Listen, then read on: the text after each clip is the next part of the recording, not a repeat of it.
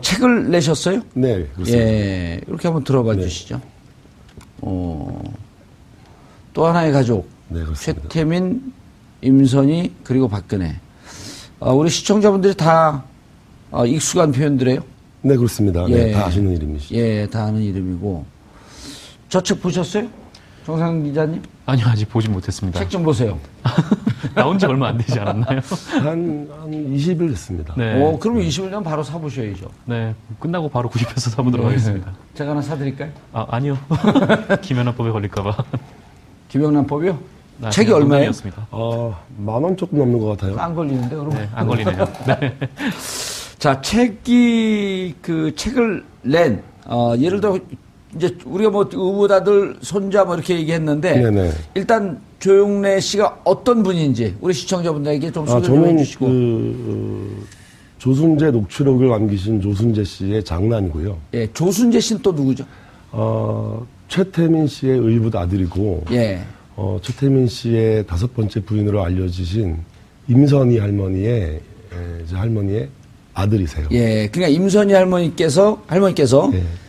아버님 조순재를 다른 데서 낳고 이렇게 그러니까 저희 할아버지께서 돌아가신 이후에 예.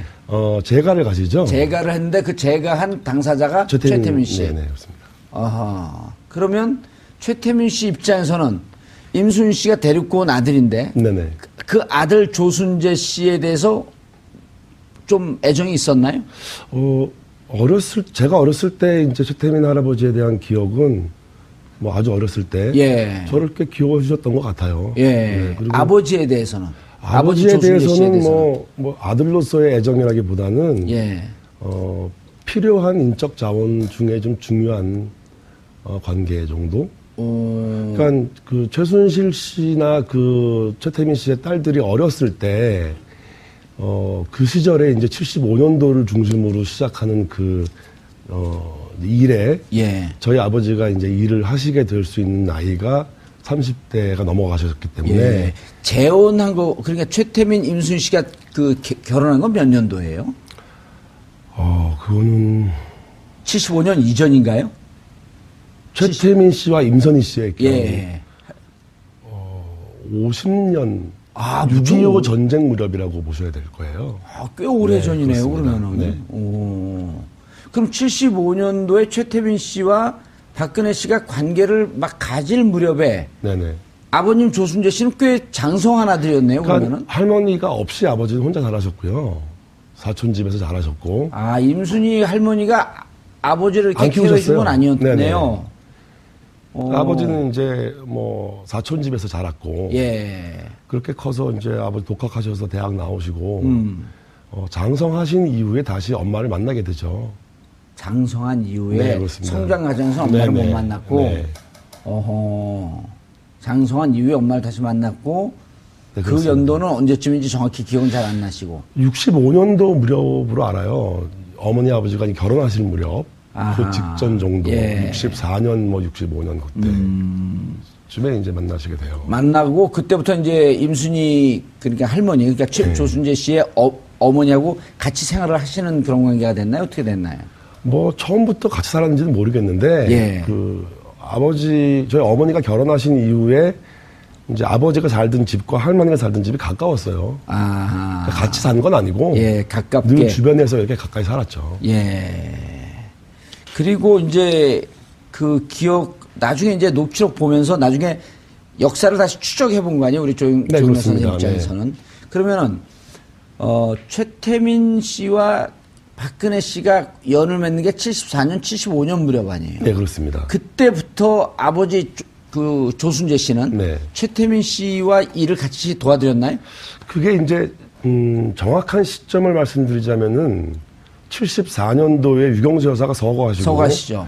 그 다음 해에 서거 1주기 예. 사진전, 추모 사진전이 열려요. 예. 그 사진전의 실물을 기획하세요. 아, 아버지 조순재 네네, 씨가. 그렇습니다. 그래서 그런 능력이 좀 있으신가 보죠? 그러니까 그 전에 이제 그 이원우 국무부 장관 비서관을 하셨고요.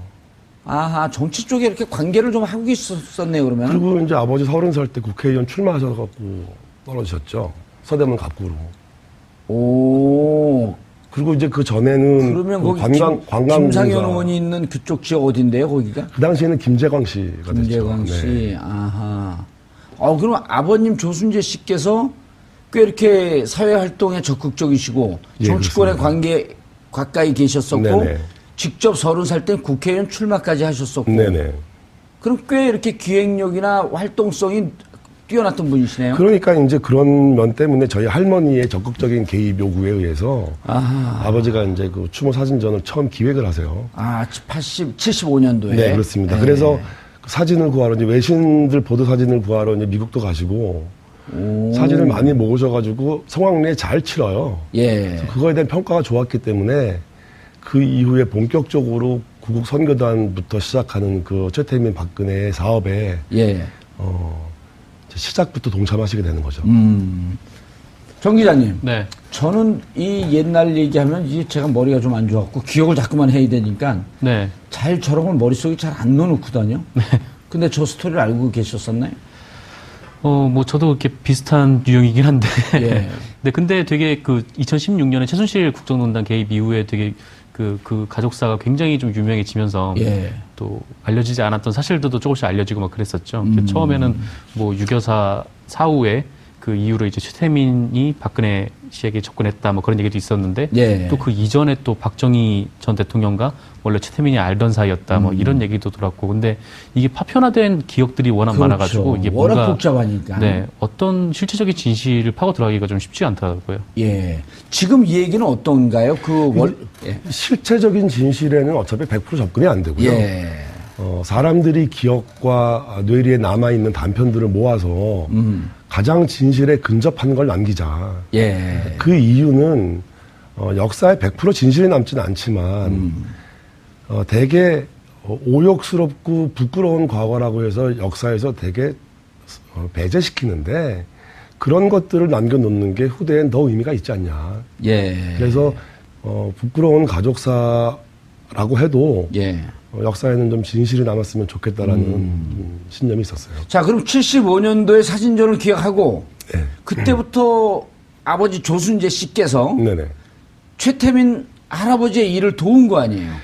75년도에 구국 선교단이 발족을 해요. 구국 선교단이요. 네. 예, 그 각각 동영상 나오는 그 네네네. 구국 그 선교단. 선교단 지금 그림이 나오네요. 예. 구국 선교단 초기에 홍보실장을 맡으셔요. 구국 선교단에. 네. 어허. 그래서 실무를 맡으시고 핵심 역할을 하셨네요, 그러면은. 그렇죠. 그렇게 봐야 되고 이제 77년 무렵에 이제 새마을 봉사단이 또 이제 확대되고 조직들이 늘어날 때 자, 저 구국 선교단의 총재는 누구였었나요? 그 당시에는 최태민 씨였고요. 최태민 씨였고. 박근혜 씨는 명예총재요. 명예총재. 예. 그게 이제 77년도 그 친국 소위 말하는 친국이 예.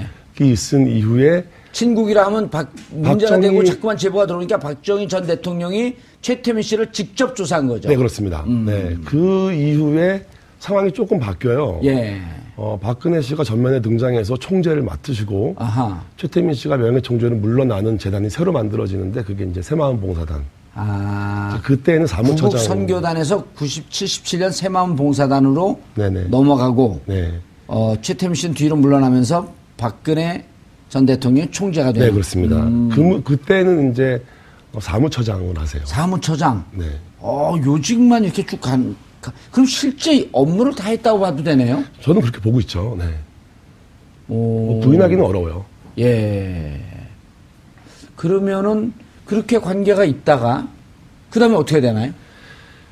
그 다음 스테이지가 박정희 대통령 서거. 서거라는 사건이 역사의 흐름을 바꾸죠. 사건의 얘기를 들어보면 그때 이후로 돈이 어마어마하게 들어오면서 이게 뭐 그 사이가 안 좋아졌다 그러니까 이렇게. 이제 가족 관계가 돈에 의해서 형성되기도 하고, 가족 관계가 돈에 의해서 해체되기도 하고, 그렇죠. 권력도 마찬가지입니다만 예. 그렇게 해서 저희 조 씨 집안과 최 씨 집안이 가족 관계로 형성돼 있었고, 또 그 돈의 역할 작용에 의해서 가족 관계가 해체되는 과정.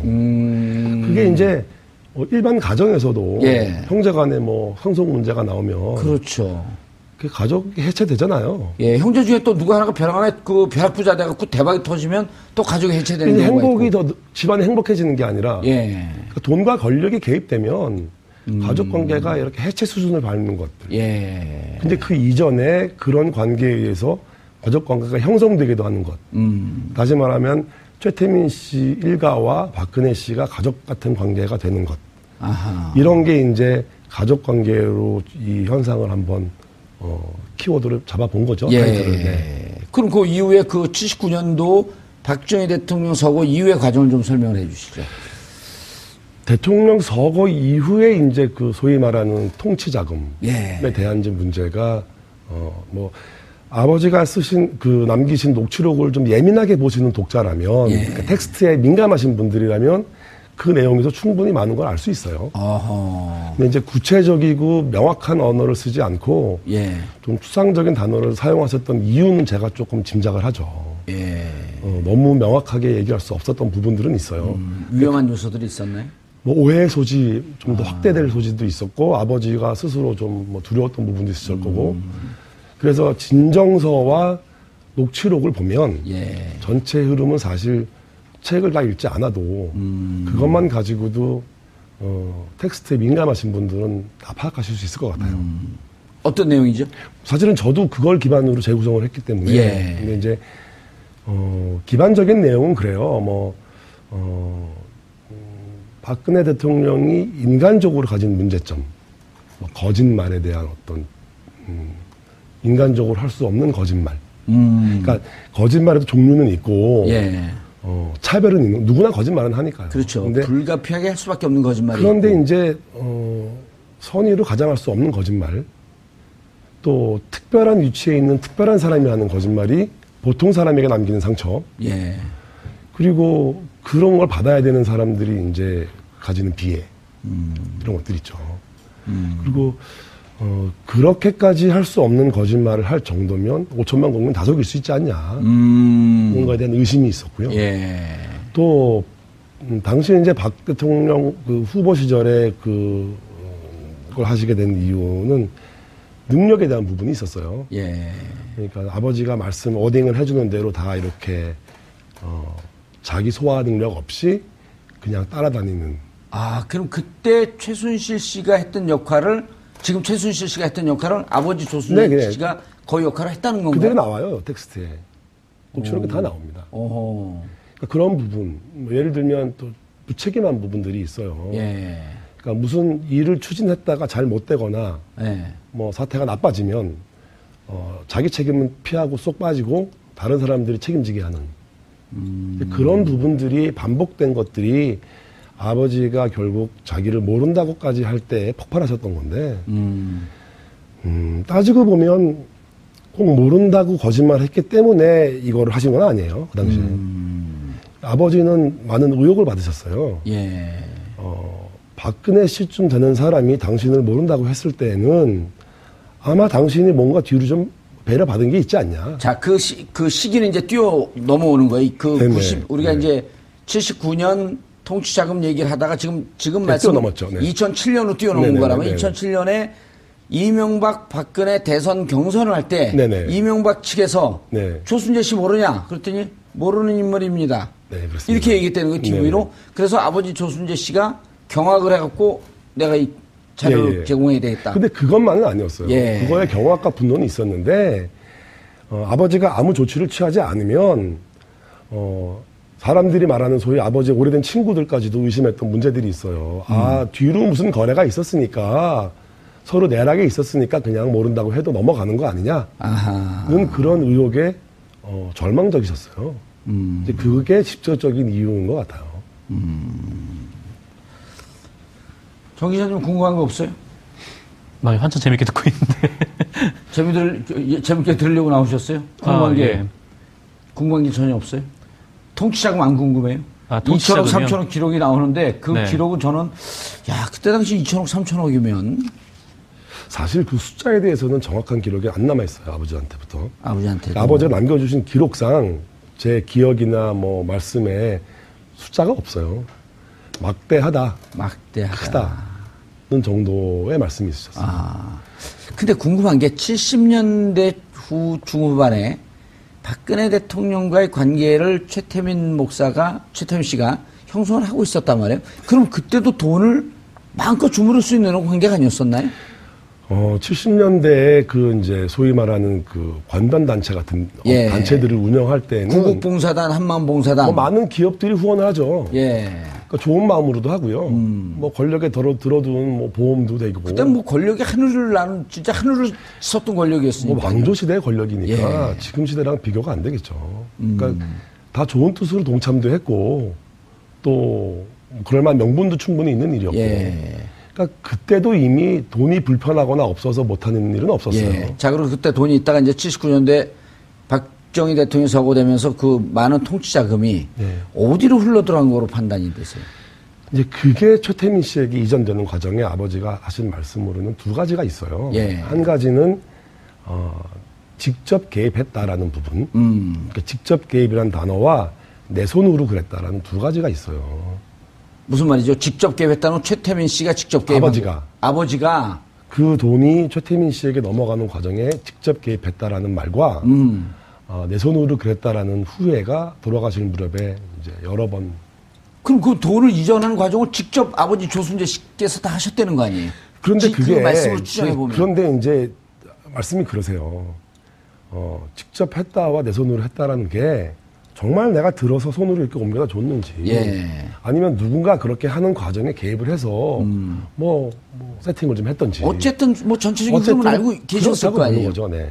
그리고 직간접적이지만 상당히 주도적인 역할을 했었고. 네, 그렇습니다. 그러니까 그 돈이 움직여가는 과정을 누구보다도 정확히 알고 있었고. 그렇습니다.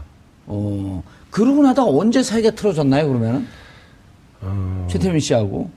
사실은 이제 사후에 박 대통령 사후에 정수장학회를 맡아달라는 요청이 있었어요. 예. 그러니까 저희 아버지는 그러니까 어머니의 요청을 거절을 못했어요.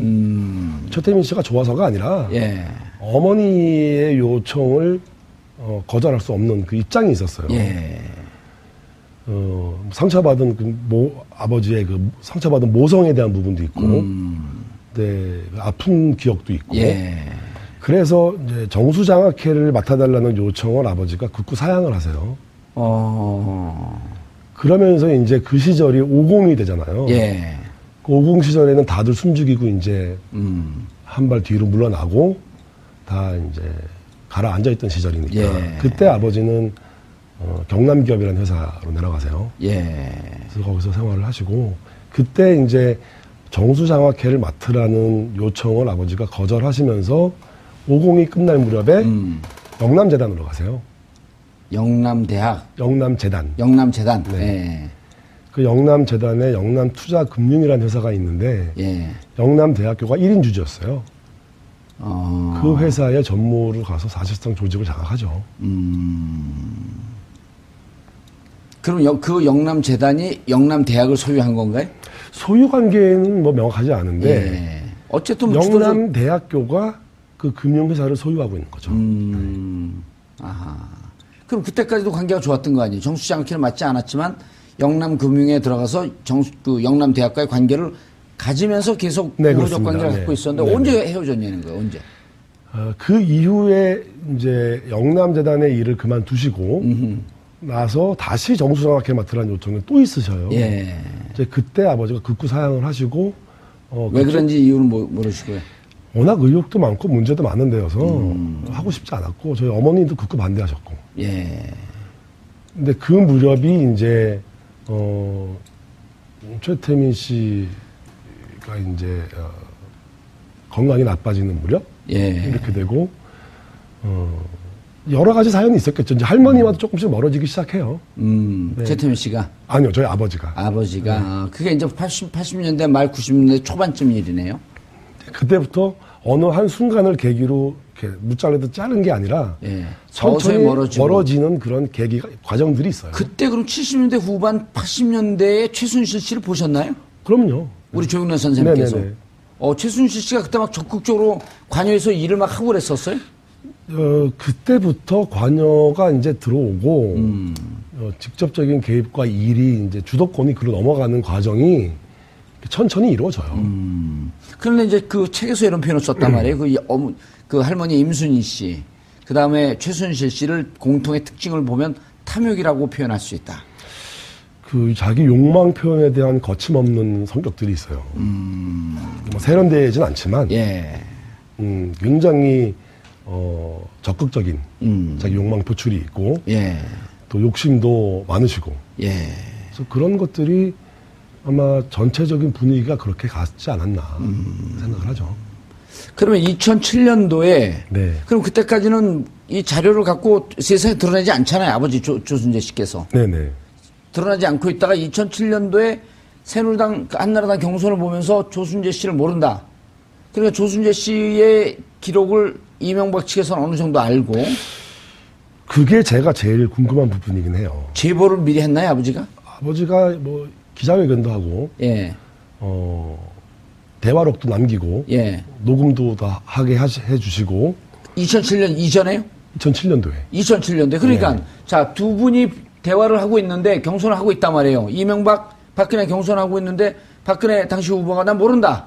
그러니까 아버지가 그걸 보고 충격을 받았고 이명박 캠프로 찾아간 거 아니에요. 네 그렇습니다. 찾아갔죠. 그쪽에서도 적극적으로 인터뷰에 응해달라고 요청이 있었고요. 아버지 뭐 찾아서 많이 왔었어요. 지금. 예.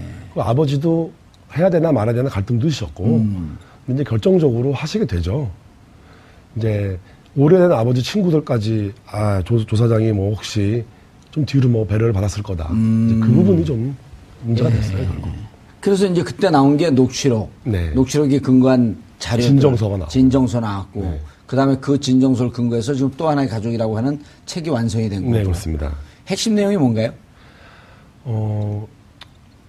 지금까지 이 우리가 한 내용이 다 있을 거고. 이 책을 제가 쓰고선 이 책의 내용에서 단어 하나만 건지고 다 버려라고 한다면 예.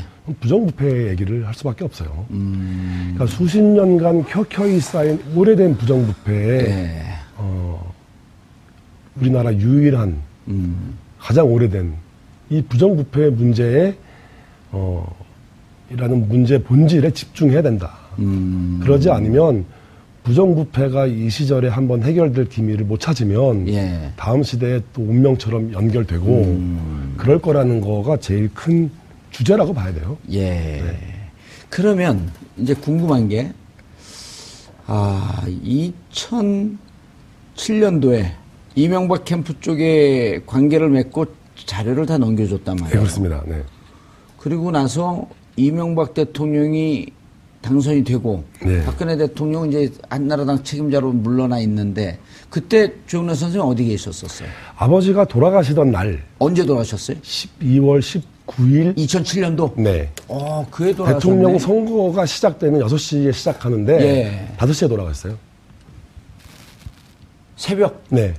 그래서 저는 아버지 장례 준비를 하기 전에 먼저 투표를 하고 왔어요. 이명박 대통령 찍었어요. 그러니까 아버지의 유언 같은 거였고, 이명박 씨가 정권을 잡고 대통령이 되면 박근혜의 정치 생명은 단절될 거다라는 믿음을 붙들고. 누가 봐도 그렇게 믿어지는데 왜 손을 안 댔을까요? 그 믿음을 붙들고 돌아가셨는데, 어떤 사연이 있어서. 예. 뭐 제가 의혹 제기한 사람은 아니지만 이것도 의혹이니까 제기할 수밖에 없고 아마 그 시절에도 피치 못할 사연이 있고 숨기고 싶은 사정이 있으니까 그렇게 야합한 결과로 정권이 넘어가지 않았냐. 이해가 되세요? 뭐 그런 얘기들이 되게 많았죠. 일단 뭐 일종의 뭐 조순재 녹취록이라고 하죠. 예. 근데 뭐 그거를 뭐 MB 그쪽에서 이제 품고 있고 그때 뭐 예. 나중에 얘기지만 뭐 정두원 의원은 뭐 그게 공개가 되면은 뭐 사람들이 밥도 못 먹을 정도라고 그렇게 얘기를 하면서 정작 그거를 공개를 하지 않았었잖아요. 근데 예. 왜 공개를 하지 않았죠? 그때 이제 뭐 이명박 캠프에서 그 최태민 문제에 대해서 박근혜에게 제기를 했다면 박근혜 캠프에서는 BBK 문제를 좀 제기를 하지 않았었습니까? 그래서 사실 그때 뭔가 딜이 있었던 거 아니냐. 한 방이 있으셔. 근데 그거는 뭐 충분히 예측 가능했던 문제고요. 저는 거의 BBK에 빠져갖고 그런 의혹이 더 합리적이에요. 그러니까 둘이 똥 묻은 개, 겨 묻은 개가 서로 비판하면서 어떻게 할 수 없었던 그 상황. 내용이 BBK인지 뭔지는 모르겠으나 MB도 결정적인 단점이 있으니까 함부로 조순재 녹취록을 공개할 수 없는. 할 수 없었던 거고 그 다음 정권으로 이어지는 과정에서도 그런 이유가 작용했기 때문이 아니겠냐. 그러니까 그 과정에서 지금까지 정치인들 중에 누구 한 사람 미안하다고 말한 사람은 못 봤어요.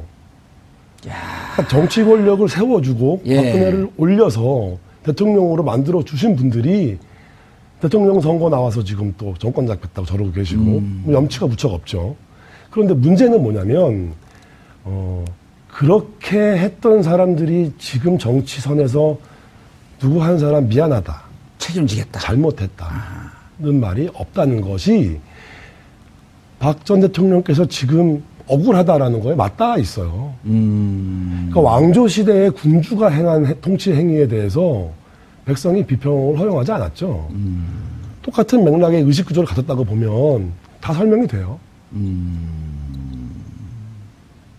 아니, 저는 제가 이제 BBK 문제 때문에 2012년 대통령 선거 있었던 그 해에 1년 동안 감옥에 있다가 대통령 네네. 선거가 끝나고 3, 4일 있다가 이제 제가 출소를 해서 네.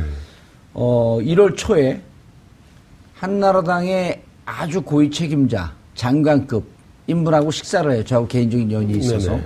식사를 하면서 제가 그 얘기를 물어요. 박근혜 대통령이 당선이 됐는데 2007년도 그 구원이 있지 않습니까? 그러면서 이명박 4대강, 자원외교, 방위산업 이 등등의 문제, 그다음 BBK 문제까지 손을 대겠죠? 언제 이명박 조사를 하고 이명박한테 칼을 낼까요? 그랬더니 그분이 이런 얘기를 해요. 상당히, 그러니까 서열 3위 안에 있던 분인데 3, 4, 5위쯤 안에. 그분이 이런 얘기를 해요. 손 못 댑니다. 왜요? 그러니까 박근혜는 이명박 손 못 댑니다. 그래서 왜요? 그랬더니 자기는 문제 없나요? 그러니까 그게 정치적 이해, 예. 정치공학적 계산값, 그렇게 작용하는 정치가 문제인 거죠. 전 그래서 그게 2012년 대선 치를 때 국정원 대선 댓글 게임에 같이 관여한 것 때문에 이게 같이 묶여 있나? 나중에 지나고 봤더니 이 최태민 스토리였던 거더라고요. 뭐 꼭 이거 하나냐, 그것도 모르겠어요. 뭐 의심스럽기로 따져서 의심을 하자면 많이 예. 없죠. 근데 이제 이건 드러난 문제고, 드러나지 않은 문제는 밝혀질 것이냐. 제가 이 정도의 의혹을 가진다면, 예. 뭐 이 방송을 보는 시청자는 더 의혹이 크지 않을까요? 그렇죠. 이렇게 이미 40년 전부터 밝혀질 듯 하면서 덮이고 여기까지 왔는데. 네, 그렇습니다. 지금 심정은 어떠세요? 이제 탄핵 예측도 못 하셨잖아요. 탄핵 예측 못했어요. 감옥 갈 것도 예측 못 하셨잖아요. 못했어요. 마르고 닳도록 대통령하고 정권 계속 갈 줄 알았잖아요. 어느 수준에서 봉합될 줄 알았어요. 넘어갈 줄 알았어요.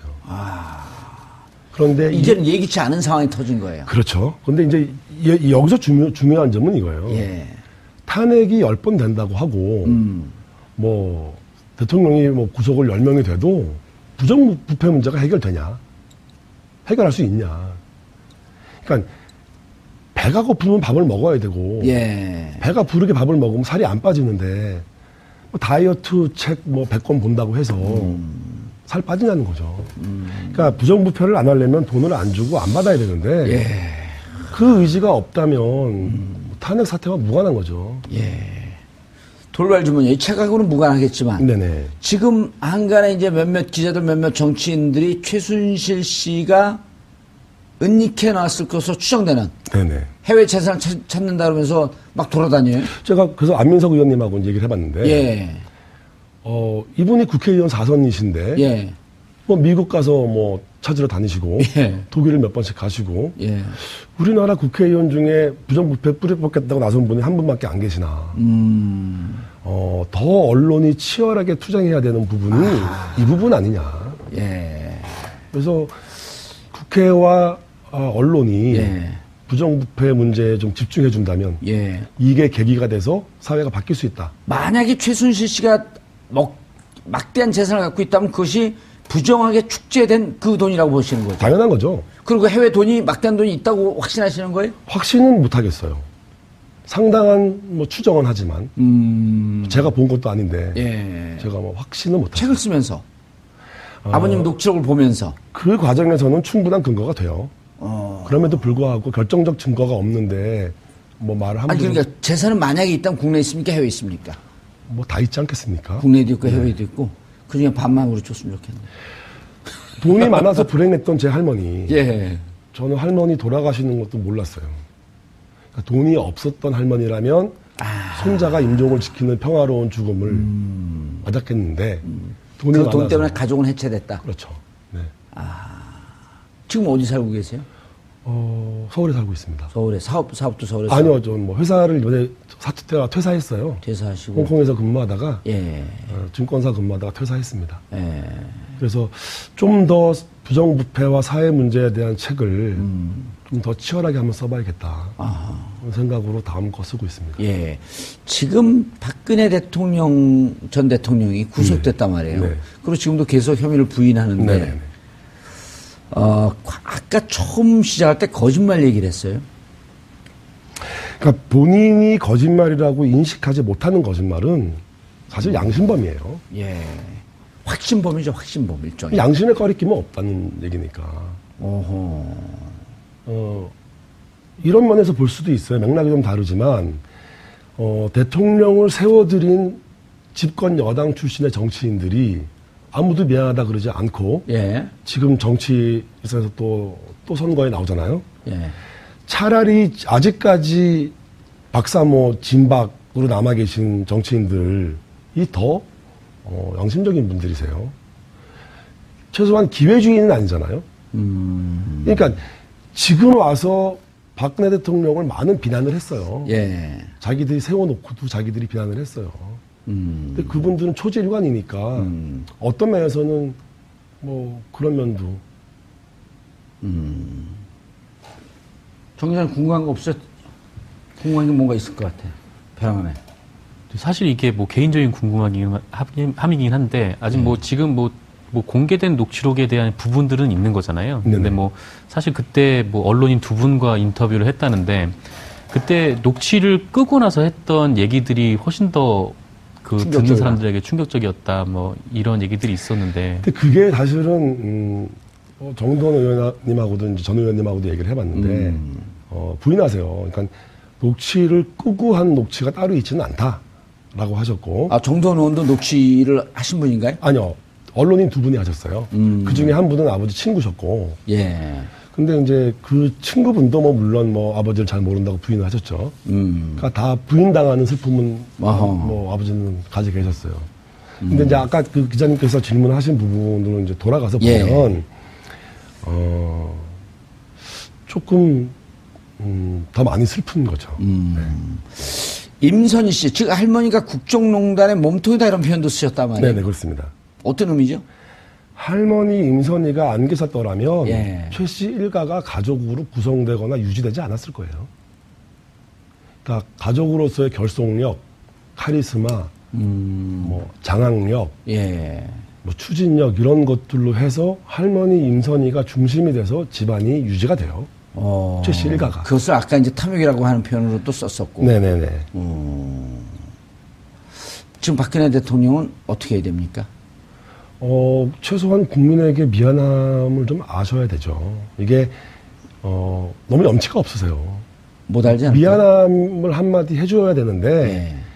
그 염치라는 거에 그 치자가 제가 저번에도 말씀드렸는데, 그 한자로 귀자에 마음심자를 붙여서 쓰거든요. 그러니까 귀에 들리는 소리가 마음에 닿지 않으시는 거예요. 아하. 그러니까 염치가 있을 수가 없어요. 그 염치가 없으면 처벌을 받아야 되나요?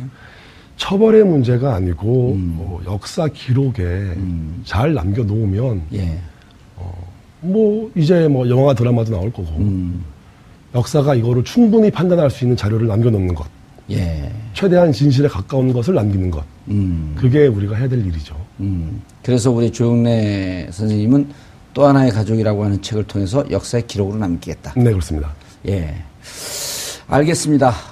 최태민, 그리고 박근혜 대통령의 전체 농단 사태의 원초가 되었던 그 역사의 기록을 남기신 또 하나의 가족 기록한 조영래 선생님 모시고 말씀 나눠봤습니다. 박근혜 전 대통령에 대한 검찰의 조사가 시작됐고 김기춘, 조윤선에 대한 재판이 시작됐습니다. 모두 부인으로 일관하는 전략을 세운 것으로 보입니다. 국회 탄핵소추안 가결, 헌재의 파면 결정, 그리고 법원의 구속영장 발부. 박근혜 전 대통령은 3단계 검증 과정을 하나도 빠져나가지 못했습니다. 그리고 그 검증을 담당한 사람들은 모두 자신의 직권하에서 자신이 임명했던 사람들입니다.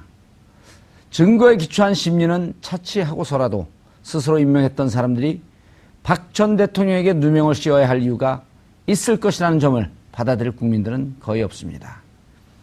혐의를 벗고 감옥에서 나오고 싶은 인간의 심정이야 이해 못하는 바는 아니지만 자연인 박근혜, 김기춘, 조윤선 이전에 국가 최고 책임자의 위치에서 국정을 담당했던 사람들입니다. 그 시간 동안 고통을 받았던 국민들, 나라가 이 모양으로 침몰하고 있는 상황을 만들었던 것에 대해 솔직한 심정으로 사과하는 모습을 보고 싶은 것은 결코 무리일 것인가 하는 심정입니다.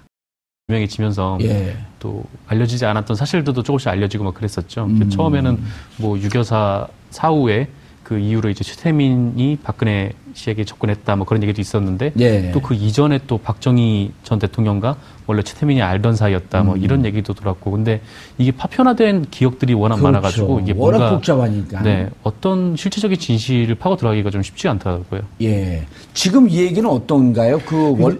실체적인 진실에는 어차피 100% 접근이 안 되고요. 사람들이 기억과 뇌리에 남아있는 단편들을 모아서 가장 진실에 근접한 걸 남기자.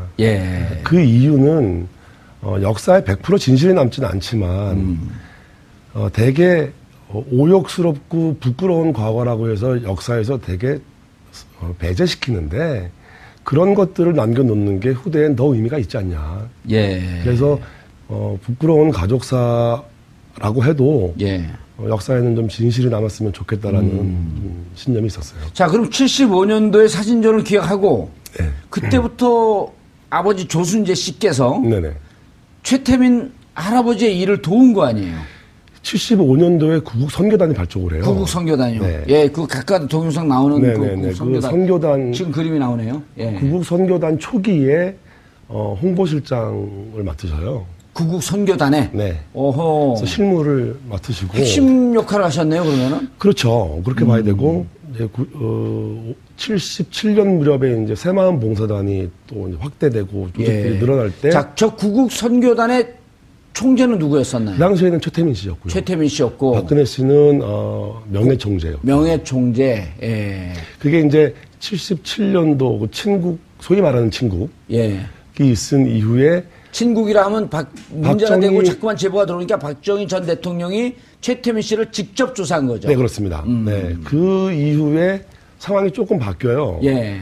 박근혜 씨가 전면에 등장해서 총재를 맡으시고 최태민 씨가 명예총재를 물러나는 재단이 새로 만들어지는데 그게 이제 새마을봉사단. 그때는 사무처장. 구국 선교단에서 77년 새마을봉사단으로 넘어가고 최태민 씨는 뒤로 물러나면서 박근혜 전 대통령이 총재가 돼요. 네, 그렇습니다. 그때는 이제 사무처장을 하세요. 사무처장. 요직만 이렇게 쭉 그럼 실제 업무를 다 했다고 봐도 되네요? 저는 그렇게 보고 있죠. 부인하기는 어려워요. 그러면은 그렇게 관계가 있다가 그 다음에 어떻게 되나요? 그 다음 스테이지가 박정희 대통령 서거라는 사건이 역사의 흐름을 바꾸죠. 사건의 얘기를 들어보면 그때 이후로 돈이 어마어마하게 들어오면서 이게 뭐 그 사이가 안 좋아졌다 이렇게. 가족 관계가 돈에 의해서 형성되기도 하고 장성하신 이후에 다시 엄마를 만나게 되죠. 장성한 이후에 성장 과정에서 엄마를 못 만났고 장성한 이후에 엄마를 다시 만났고 그 연도는 언제쯤인지 정확히 기억은 잘 안 나시고. 65년도 무렵으로 알아요. 어머니 아버지가 결혼하실 무렵. 그 직전 정도. 64년 65년 그때. 쯤에 이제 만나시게 돼요. 만나고 그때부터 이제 임순희 그러니까 할머니 그러니까 조순재 씨의 어머니하고 같이 생활을 하시는 그런 관계가 됐나요? 어떻게 됐나요? 처음부터 같이 살았는지는 모르겠는데 저희 어머니가 결혼하신 이후에 이제 아버지가 살던 집과 할머니가 살던 집이 가까웠어요. 그러니까 같이 산 건 아니고 가깝게 늘 주변에서 이렇게 가까이 살았죠. 그리고 이제 그 기억 나중에 이제 녹취록 보면서 나중에 역사를 다시 추적해 본 거 아니에요? 우리 조영래 선생님 입장에서는. 그러면은 최태민 씨와 박근혜 씨가 연을 맺는 게 74년, 75년 무렵 아니에요? 네, 그렇습니다. 그때부터 아버지 그 조순재 씨는 최태민 씨와 일을 같이 도와드렸나요? 그게 이제 정확한 시점을 말씀드리자면은 74년도에 유경수 여사가 서거하시고 서거하시죠. 그 다음 해에 서거 1주기 예. 사진전, 추모 사진전이 열려요. 예. 그 사진전의 실물을 기획하세요. 아, 아버지 조순계 네네, 씨가. 그렇습니다. 그래서 그런 능력이 좀 있으신가 보죠? 그러니까 그 전에 이제 그 이원우 공보부 장관 비서관을 하셨고요. 아하, 정치 쪽에 이렇게 관계를 좀 하고 있었네요, 그러면. 그리고 이제 아버지 30살 때 국회의원 출마하셔갖고 떨어지셨죠. 서대문 갑구로. 오. 그리고 이제 그 전에는 그러면 그 거기 관광공사. 김상현 의원이 있는 그쪽 지역 어딘데요, 거기가? 그 당시에는 김재광 씨가 됐죠. 김재광 씨. 네. 아하. 그럼 아버님 조순재 씨께서 꽤 이렇게 사회 활동에 적극적이시고 예, 정치권에 그렇습니다. 관계 가까이 계셨었고 네네. 직접 30살 때 국회의원 출마까지 하셨었고. 네네. 그럼 꽤 이렇게 기획력이나 활동성이 뛰어났던 분이시네요. 그러니까 이제 그런 면 때문에 저희 할머니의 적극적인 개입 요구에 의해서 아하. 아버지가 이제 그 추모 사진전을 처음 기획을 하세요. 75년도에. 네, 그렇습니다. 그래서 그 사진을 구하러 이제 외신들 보도 사진을 구하러 이제 미국도 가시고 사진을 많이 모으셔가지고 성황리에 잘 치러요. 예. 그래서 그거에 대한 평가가 좋았기 때문에 그 이후에 본격적으로 구국 선교단부터 시작하는 그 최태민 박근혜의 사업에 예. 시작부터 동참하시게 되는 거죠. 정 기자님. 네. 저는 이 옛날 얘기하면 이제 제가 머리가 좀 안 좋았고 기억을 자꾸만 해야 되니까 네. 잘 저런 걸 머릿속에 잘 안 넣어놓거든요. 네. 근데 저 스토리를 알고 계셨었나요? 뭐 저도 이렇게 비슷한 유형이긴 한데. 예. 네, 근데 되게 그 2016년에 최순실 국정농단 개입 이후에 되게 그 가족사가 굉장히 좀 관계가 돈에 의해서 해체되기도 하고 그렇죠. 권력도 마찬가지입니다만 예. 그렇게 해서 저희 조 씨 집안과 최 씨 집안이 가족 관계로 형성돼 있었고 또 그 돈의 역할 작용에 의해서 가족 관계가 해체되는 과정. 그게 이제 일반 가정에서도 예. 형제간에 뭐 상속 문제가 나오면 그렇죠. 그 가족이 해체되잖아요. 예, 형제 중에 또 누가 하나가 벼랑간에 그 벼락부자 돼갖고 대박이 터지면 또 가족이 해체되는 근데 경우가 행복이 있고. 더 집안이 행복해지는 게 아니라 예. 그 돈과 권력이 개입되면 가족 관계가 이렇게 해체 수준을 밟는 것들. 예. 근데 그 이전에 그런 관계에 의해서 가족 관계가 형성되기도 하는 것. 다시 말하면 최태민 씨 일가와 박근혜 씨가 가족 같은 관계가 되는 것. 아하. 이런 게 이제 가족 관계로 이 현상을 한번 키워드를 잡아본 거죠. 예. 타이틀을. 네. 그럼 그 이후에 그 79년도 박정희 대통령 서거 이후의 과정을 좀 설명을 해 주시죠. 대통령 서거 이후에 이제 그 소위 말하는 통치 자금에 예. 대한 이제 문제가 뭐 아버지가 쓰신 그 남기신 녹취록을 좀 예민하게 보시는 독자라면 예. 그러니까 텍스트에 민감하신 분들이라면 그 내용에서 충분히 많은 걸 알 수 있어요. 어허. 근데 이제 구체적이고 명확한 언어를 쓰지 않고 예. 좀 추상적인 단어를 사용하셨던 이유는 제가 조금 짐작을 하죠. 예. 너무 명확하게 얘기할 수 없었던 부분들은 있어요. 위험한 요소들이 있었나요? 뭐 오해의 소지 좀 더 확대될 소지도 있었고 아버지가 스스로 좀 뭐 두려웠던 부분도 있었을 거고 그래서 진정서와 녹취록을 보면 예. 전체 흐름은 사실 책을 다 읽지 않아도 그것만 가지고도 텍스트에 민감하신 분들은 다 파악하실 수 있을 것 같아요. 어떤 내용이죠? 사실은 저도 그걸 기반으로 재구성을 했기 때문에 예. 근데 이제 기반적인 내용은 그래요. 박근혜 대통령이 인간적으로 가진 문제점, 거짓말에 대한 어떤 인간적으로 할 수 없는 거짓말. 그러니까 거짓말에도 종류는 있고 예. 차별은 있는 누구나 거짓말은 하니까요. 그렇죠. 근데 불가피하게 할 수밖에 없는 거짓말이 그런데 있고. 이제 선의로 가장할 수 없는 거짓말, 또 특별한 위치에 있는 특별한 사람이 하는 거짓말이 보통 사람에게 남기는 상처. 예. 그리고 그런 걸 받아야 되는 사람들이 이제 가지는 비애 이런 것들 있죠. 그리고 그렇게까지 할 수 없는 거짓말을 할 정도면 5천만 국민 다 속일 수 있지 않냐. 뭔가에 대한 의심이 있었고요. 예. 또 당시 이제 박 대통령 그 후보 시절에 그걸 하시게 된 이유는 능력에 대한 부분이 있었어요. 예. 그러니까 아버지가 말씀 어딩을 해주는 대로 다 이렇게 자기 소화 능력 없이 그냥 따라다니는. 아, 그럼 그때 최순실 씨가 했던 역할을 지금 최순실 씨가 했던 역할을 아버지 조순재 네. 씨가 거의 역할을 했다는 건가요? 그대로 나와요, 텍스트에. 녹취록에 다 나옵니다. 오호. 그러니까 그런 부분, 뭐 예를 들면 또 무책임한 부분들이 있어요. 예. 그러니까 무슨 일을 추진했다가 잘 못 되거나 예. 뭐 사태가 나빠지면 자기 책임은 피하고 쏙 빠지고 다른 사람들이 책임지게 하는 그런 부분들이 반복된 것들이 아버지가 결국 자기를 모른다고까지 할 때 폭발하셨던 건데 따지고 보면 꼭 모른다고 거짓말했기 때문에 이거를 하신 건 아니에요. 그 당시에 아버지는 많은 의혹을 받으셨어요. 예. 박근혜 씨쯤 되는 사람이 당신을 모른다고 했을 때는 아마 당신이 뭔가 뒤로 좀 배려받은 게 있지 않냐. 자, 그 시기는 이제 뛰어 넘어오는 거예요. 그 네네. 90, 우리가 네. 이제 79년 통치자금 얘기를 하다가 지금 네, 말씀 뛰어넘었죠. 네. 2007년으로 뛰어넘은 네네네. 거라면 네네. 2007년에 이명박 박근혜 대선 경선을 할 때 네네. 이명박 측에서 네. 조순재 씨 모르냐? 그랬더니 모르는 인물입니다. 네, 그렇습니다. 이렇게 얘기했다는 거예요, TV로. 네네. 그래서 아버지 조순재 씨가 경악을 해갖고 내가 이 자료를 예, 예. 제공해야 되겠다. 근데 그것만은 아니었어요. 예. 그거에 경악과 분노는 있었는데 아버지가 아무 조치를 취하지 않으면 사람들이 말하는 소위 아버지의 오래된 친구들까지도 의심했던 문제들이 있어요. 아, 뒤로 무슨 거래가 있었으니까 서로 내락에 있었으니까 그냥 모른다고 해도 넘어가는 거 아니냐는 아하. 그런 의혹에 절망적이셨어요. 이제 그게 직접적인 이유인 것 같아요. 정 기자님 궁금한 거 없어요? 나 한참 재밌게 듣고 있는데. 재밌게 들으려고 나오셨어요? 궁금한 게, 예. 궁금한 게 전혀 없어요? 통치자금 안 궁금해요?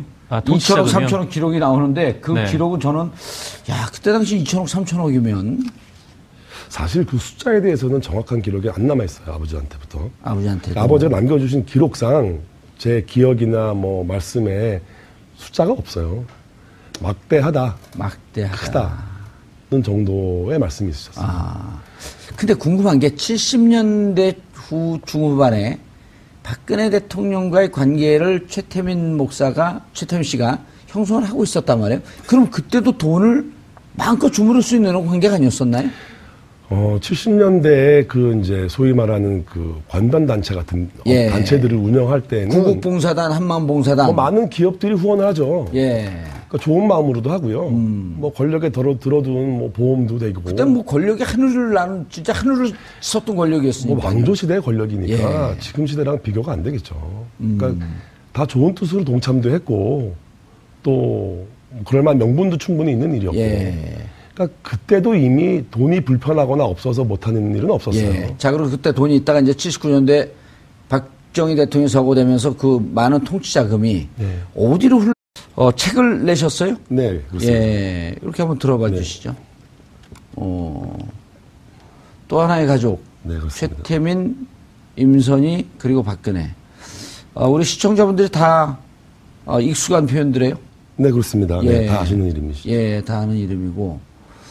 저 책 보셨어요? 정상 기자님? 아니요, 아직 보진 못했습니다. 책 좀 보세요. 나온 지 얼마 안 되지 않았나요?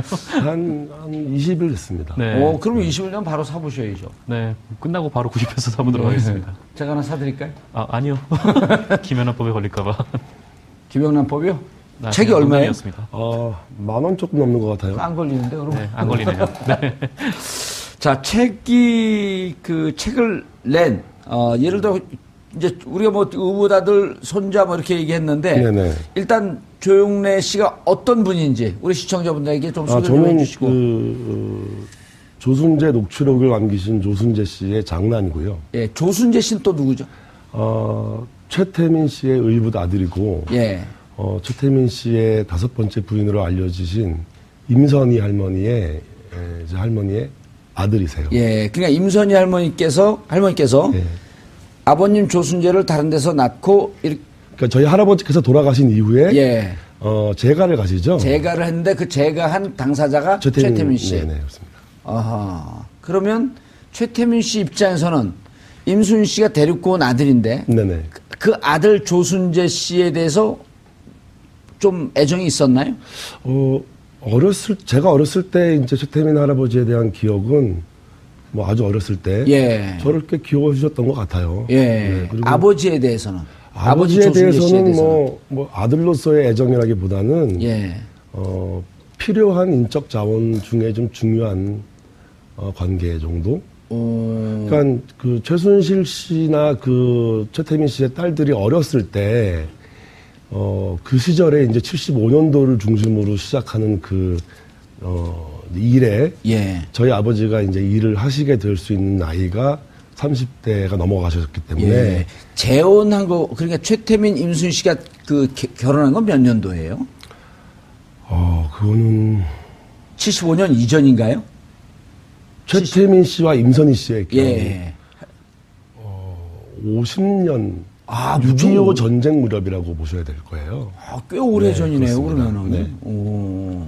그럼 75년도에 최태민 씨와 박근혜 씨가 관계를 막 가질 무렵에 네네. 아버님 조순재 씨는 꽤 장성한 아들이었네요, 그러니까 그러면은. 할머니가 없이 아버지는 혼자 잘하셨고요. 사촌 집에서 잘하셨고. 아, 임순희 할머니가 아버지를 이렇게 안 케어해 준 키우셨어요. 건 아니었네요. 네네. 아버지는 이제 뭐 사촌 집에서 자랐고. 예. 그렇게 커서 이제 아버지 독학하셔서 대학 나오시고.